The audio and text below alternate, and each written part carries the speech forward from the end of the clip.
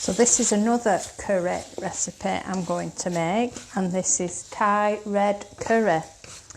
Now in my pan I've chopped an onion quite small and fried it for a while, and then I've added some Thai curry paste.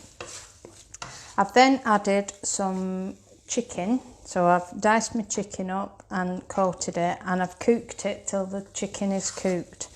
Now I'm going to add some red pepper,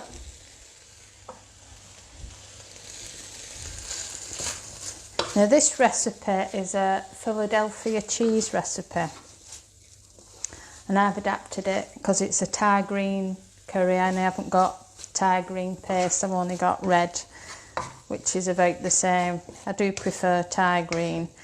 You can buy, there's little sachets you can buy from Home Bargains, but mine's a Tesco. So I've mixed that up. I'm going to add some cheese and some milk. Now it says about 120 grams of cheese, so I'm just going to use about a quarter of a tub because it's only for two of us. Excuse me fingers. And then I'm going to add 4 tablespoons of milk.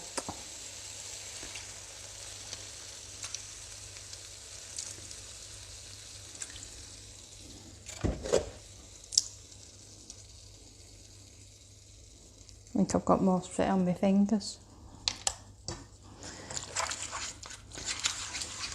That'll all mix and go down into a nice creamy paste. So I'm going to let this cook off for about 10 minutes and we'll serve it up with boiled rice. So my curry's had about 10 minutes cooking and it's ready for serving up.